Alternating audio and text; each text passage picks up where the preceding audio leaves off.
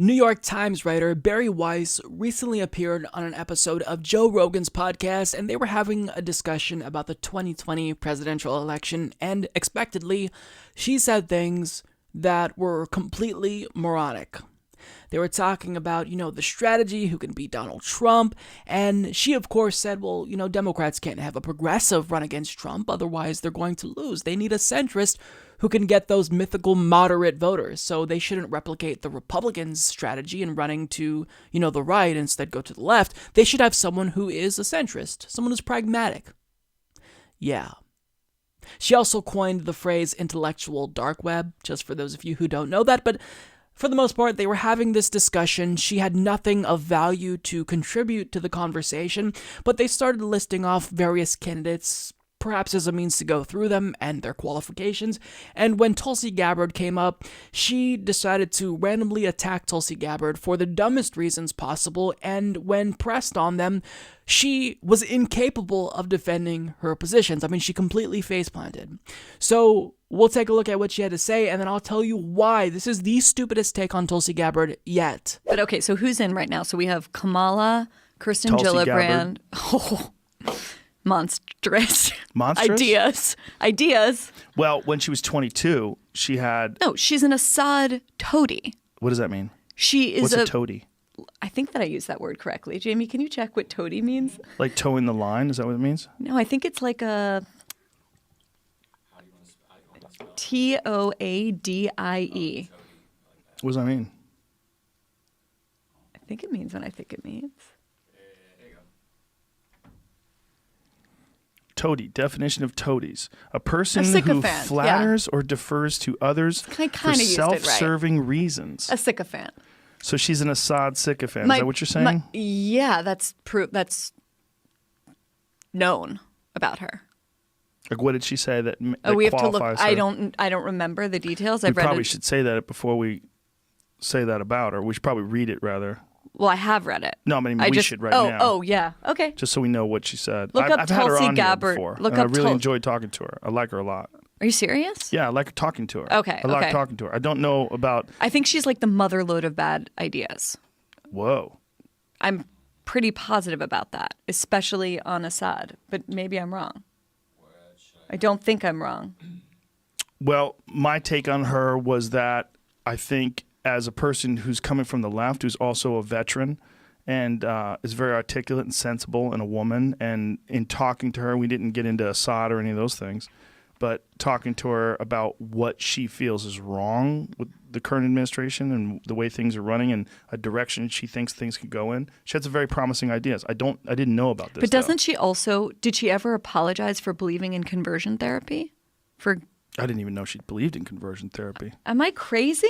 Yes, nobody takes you seriously on the left, Barry. This is a microcosm of Bari Weiss in general, because if you read her, opinion pieces in the New York Times, praising people from the so-called intellectual dark web, if you view her segments on, or her appearances rather on Bill Maher, where she defends Israeli atrocities against Palestinians, this is someone who just always has a bad take. And it's not like she is coming from a place of, well-researched intellectual curiosity. She says things that she can't even defend. You saw it. So she said that Tulsi Gabbard is an Assad toady, and she called her an Assad sycophant. She actually went there. And then Joe Rogan said, what did she say that qualifies her as an Assad sycophant? Barry's response? I don't remember the details. I mean, if you're going to call her an Assad sycophant, which is a huge claim, then maybe have at least one example you can cite, one anecdote that demonstrates why you think this is the case. But she couldn't. She said it and then face planted immediately. She also said she's the motherlode of bad ideas. And then she hesitantly adds, I'm pretty positive about that, especially about Assad, but maybe I'm wrong. So in other words, you just hate Tulsi Gabbard because that's your feelings. You don't even have the facts in your mind. You can't even pin down the reasonings as to why you don't like Tulsi Gabbard, but yet you hate her. can't say why you hate her, but you just hate her because that's the establishment narrative and that's what you're going to go with. I mean, come on, you have to do better than that. She also said, did she ever apologize for believing in conversion therapy? And the answer to that is yes, in 2012, and again, just last week, Tulsi Gabbard released a video where she apologized for her past LGBTQ stances. But here's the thing, Bari, if you're gonna white knight for us and claim to care about LGBTQ rights, maybe understand the crux of our criticism in the first place. We weren't asking for an apology from Tulsi Gabbard. We were asking for clarification with regard to her personal stance on homosexuality. If you don't even know the most basic details when it comes to the reasons you're opposed to her, maybe, just maybe, you shouldn't attack her. And when her name came up, she had this visceral reaction, like, oh, Tulsi, ugh. I don't like her. She's horrible. I don't know why. I guess she's an Assad apologist. I can't tell you why, so please don't press me any further on this issue, but she's an Assad apologist, and I don't like her. And it's popular for people in the establishment to not like her, and since I want to be, in that DC bubble and part of the establishment, I have to do what they're all doing and hate her. Except you're not explaining why you think she is an Assad apologist. You're not explaining why you think she's the motherlode of bad ideas, which I don't even know what the fuck that means. I think that's something that Sam Harris said, a couple of years ago. I mean, do you even understand why you dislike her position on Assad?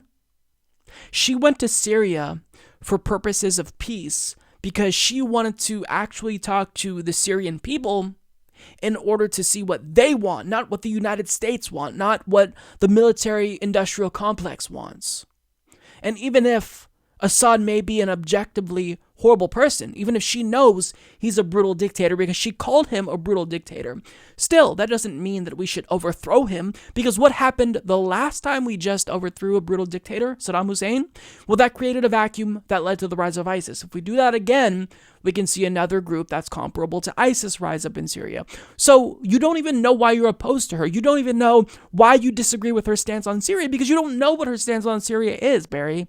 Your goal is to punch left always, and anytime you have the opportunity to do so, and it's why we don't trust you or respect you, Bari.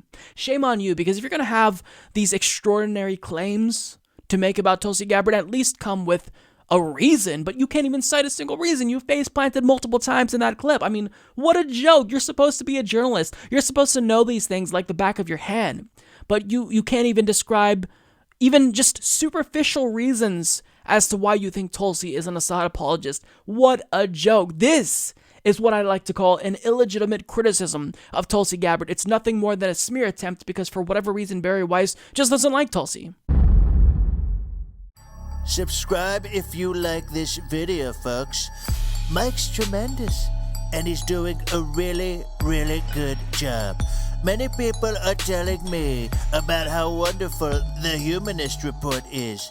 Bigly.